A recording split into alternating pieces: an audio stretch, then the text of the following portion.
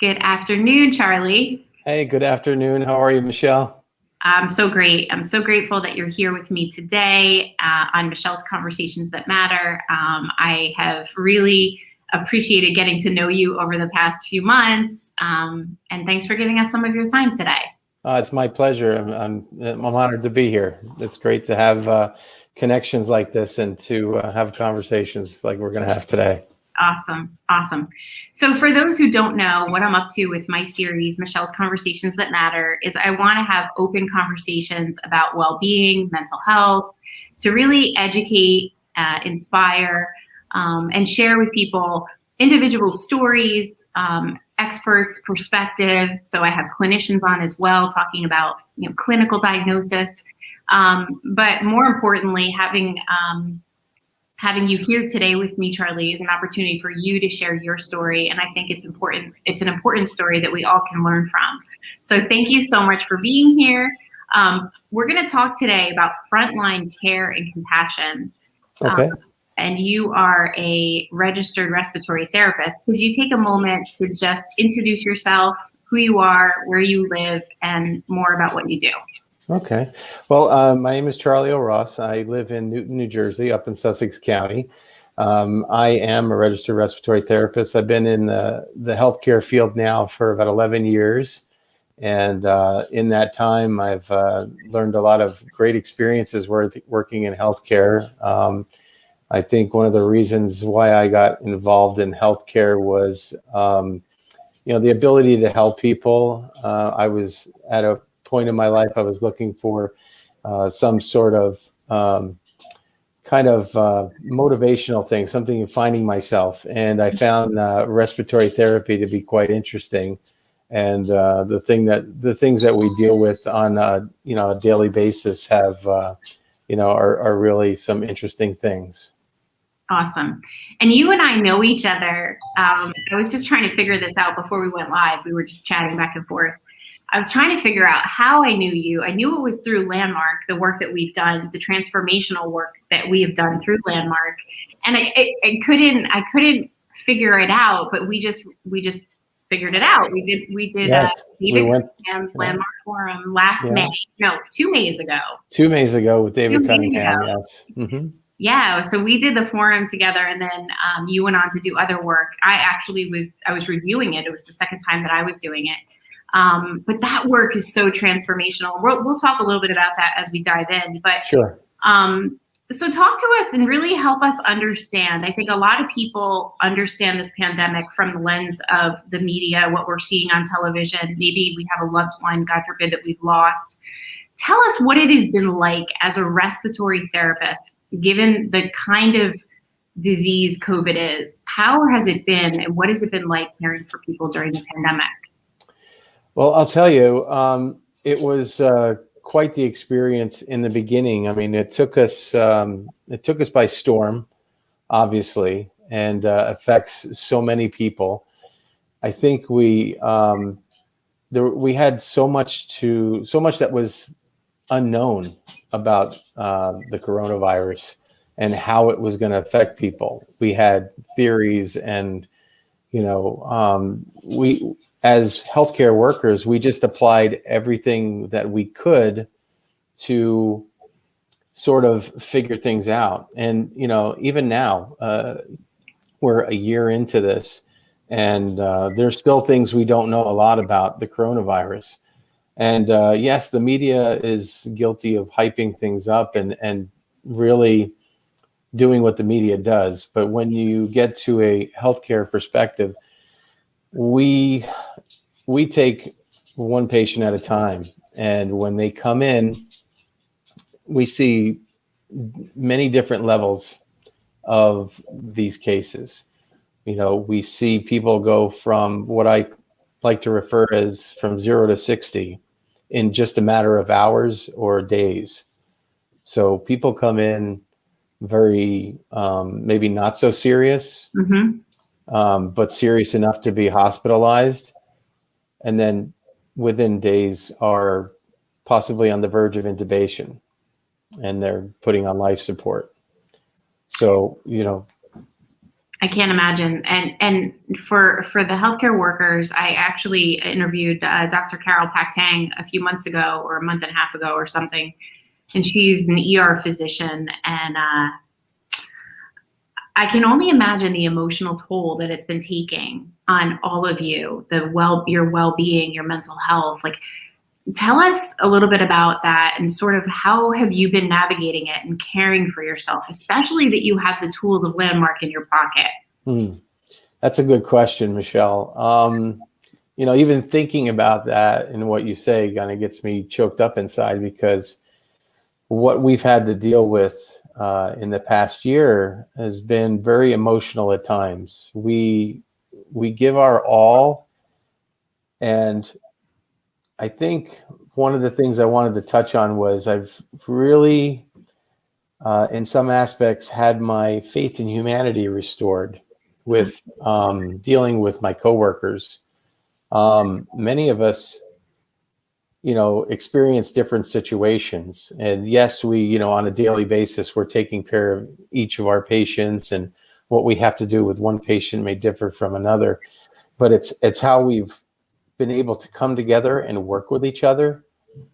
When before COVID happened, everyone has their little cliques and places and groups that they, survive with, and who they get along with and don't get along with. But it's amazing the things changed during this pandemic, and how we came together as a team was really amazing. And I wanted to touch on one specific time was, and this is really hits home, is like, we've had patients that have come into the hospital and understand, if for those of you out there that don't realize, when a person, because of COVID is admitted to the hospital and they're not allowed visitors, I think that's one of the most hardest things that people have to deal with, not being able to speak to their loved ones. Now, obviously, in our age of high tech, we have FaceTime and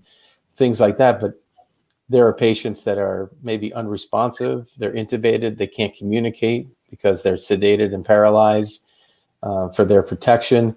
And so here's the nurse, and the compassion that I see, the nurse is there with the phone or the iPad in front of the patient that's unresponsive, and the families are talking to these patients and telling them how much they love them and that they're going to see them again.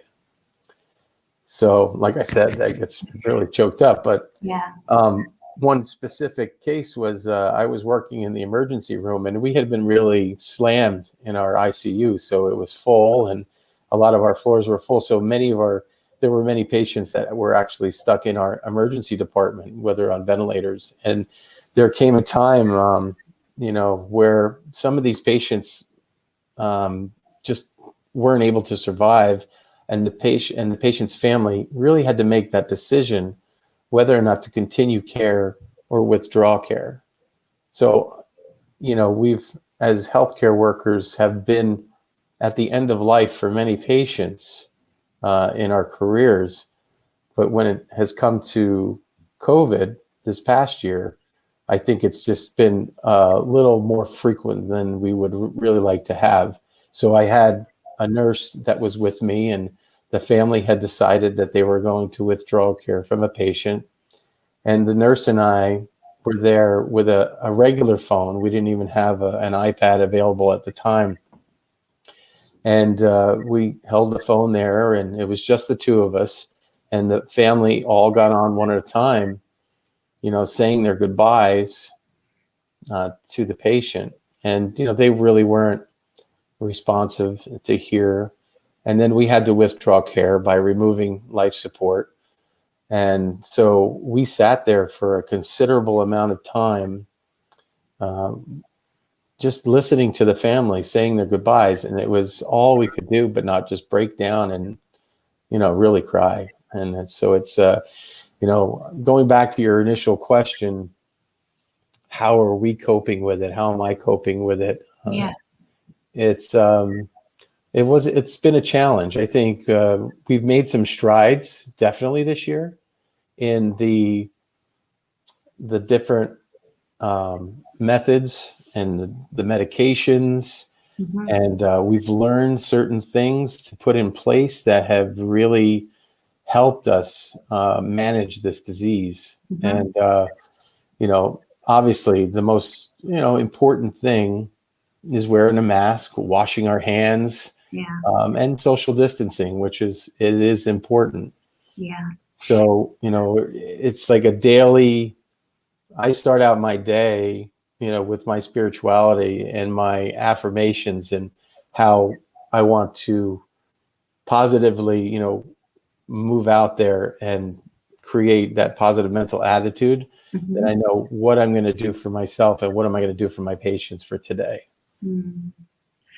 I'm worried about you all because of the compounding effects of these end of life experiences that you had to deal with so frequently and the PTSD from those experiences. So, like, as a mental health advocate, I am someone who is clear that we can't ignore something like that, that care is needed. Are you guys getting care? Are you in therapy? Are you seeing a clinician to navigate all these emotions that you're dealing with? Well, I know that at our hospital that I work at, they do provide us support. They have since the beginning. They've, put stuff in place so that, if we kind of like a hotline, so to speak, if you need help, you need to reach out, that's there, that's available. Another thing that I've realized is when I spoke before about our camaraderie and our teamwork, I think that all of us, because of what we're dealing with, are able to communicate with each other. And as long as we stay in communication, Yeah. and get stuff off our chest and be able to, convey that to one another, Hmm. that's really a sense of relief and release. Good. It's one thing. I've always been in the mindset that I try to leave my work at work Hmm. and not bring it home with me. But that's Hmm. easier said than done. Let's Yeah. face it. Yeah. I can't imagine. I mean, I can't imagine. So let's shift gears a little bit because I like that you're sharing with us the camaraderie, the connection, the team cohesiveness that you guys have had, how this has pulled you together. Do you have any other uplifting stories? Anything that you take away from being in healthcare during a massive pandemic that we can hear from you about? Sure, sure.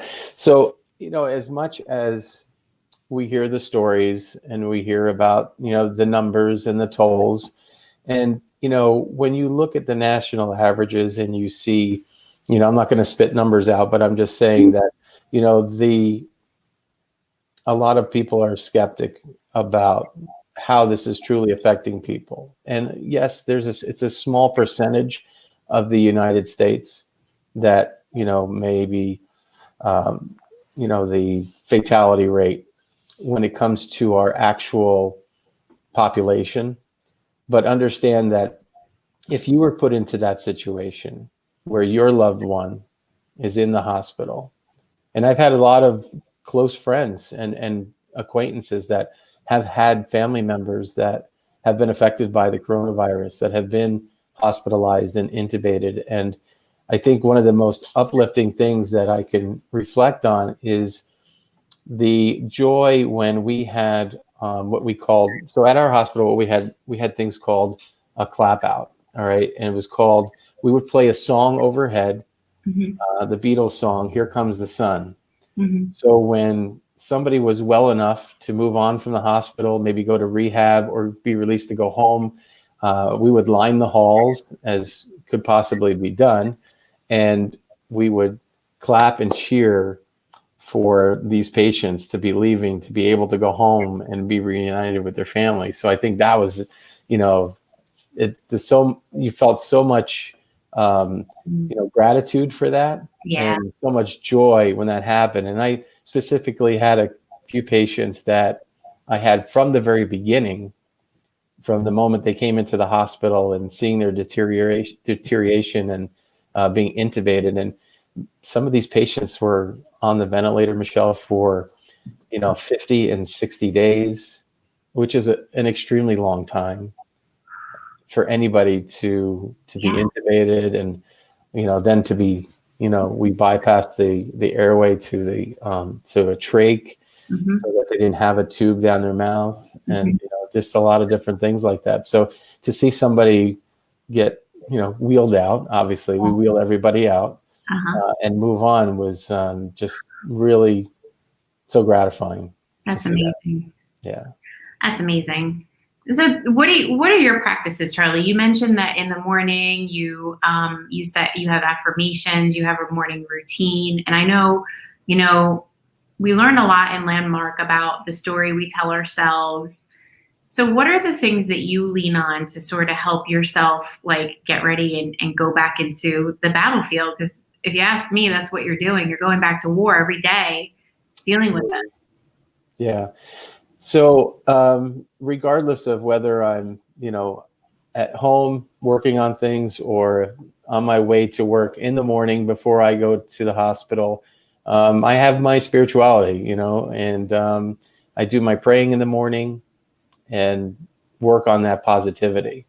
I create the mindset that what I'm going to be doing is going to be good for me, good for the next person. So, that's really how I start the day. That's awesome. That's great. What was your biggest takeaway from Landmark? Oh boy, there were so many takeaways from Landmark. Number one, the amount of sharing that people did that you'd never thought in your life you would ever hear. There's so many experiences. And I think another thing that I took away was coming to, acknowledging things that made me what I am today, that recipe for success. We learn our getting caught in our acts, which means, the things that kind of make us doubt ourselves. But being able to recognize those things, and once we recognize them, to step out of them and say, this is going to be my direction. This is what I'm going to do. And so with the different stages of Landmark, taking the forum, doing the advanced course, the seminars, and then going on to the self-expression leadership program, which I found amazing value in. Oh my gosh. That's my favorite course. That's my favorite course. It was very interesting to see everybody's own ideas on, now we've acknowledged what we're doing for ourselves and what have become and where we're at. Now it's about what we are going to do for our community, our personal community, our actual living community, and our community of the world. What are we going to do moving forward that we can add value and changing the world one person at a time? Yeah, I love it. It's such powerful work. I love it. I love it. And I have some of my dearest friends are from Landmark because of that transformational experience. There's, when you bond with people when you go through something that intense, right? Absolutely. I have a friend right now that I actually, he was the one that got me interested in Landmark. And at first, it's a funny story because at first it was like, yeah, okay, whatever. And he's like, just check it out. I was looking for something in my life at the time. I was kind of disorganized. I was kind of didn't know where to go. I was overwhelmed. I was frustrated about things. And I needed to be put into perspective and things to be put in perspective and find out what was holding me back. And so I got in that. And now this person who I consider like a brother was so amazing that he helped me out with this and get me involved, that I was able to now, whenever I get caught in my act and need some guidance, I have a specific person. I have many people in Landmark, but this specific person that I could call up and say, hey, you know what? I'm having this issue right now. What do you think? And we break it out. We discuss it. We say, okay, so how does that look for you? What does this make sense? you know, but what do you want to achieve? So it's been a great experience with involved, especially with people like yourself and other people involved in Landmark. Yeah. I think there's this uniqueness about Landmark and your friends from Landmark that they call you out without apology. when you're caught up in your stuff, there's something so beautiful about it. And very matter of fact and blunt in your face, like, you know, tell you like it is. Exactly. So Charlie, what are you up to outside of this? I have here that you're not only a registered respiratory therapist, but you're an entrepreneur. Tell us what you're up to. Yes. So in the past 3 years or so, I started doing social media marketing and advertising on the side. And I have, recently, and then that was pretty much part-time because working at the hospital full-time takes a lot. But I decided last year to focus my agency on real estate marketing. And so I work with real estate agents and brokers and also mortgage professionals looking to increase their business with lead generation and just kind of optimizing with certain systems and processes that I have that benefit that. And so providing some value to that industry. What pulled you to that? What pulled me to real estate? Yeah, just like what pulled you in this direction outside of, because it's totally different than healthcare. Healthcare is like totally different, right? Well, I've been doing quite a few different things in my lifetime. I spent almost 30 years in the food service industry as a chef and, with food distribution. So I've been all over the place and still keep my hand in the chef thing once in a while, doing, charity events and lending my help and skills there. But, I've never been a stranger to the sales industry.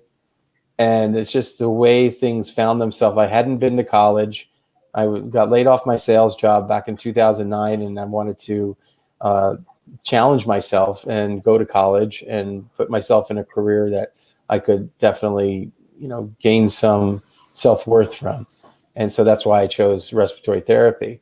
But in the meantime, one of my colleagues at the hospital, who was also involved in social media marketing, piqued my interest. I mean, it took some time, but I found, well, I could do this on the side and see where it takes me.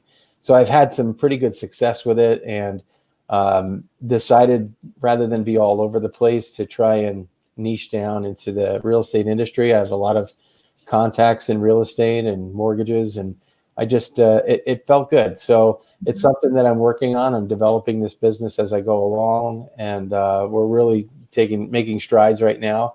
And I don't know if I'll get out of the healthcare industry completely, but I guess that really all depends. I'd like to hold on to my license and still do those things, but I still want to build my business and have that running and be efficient as well.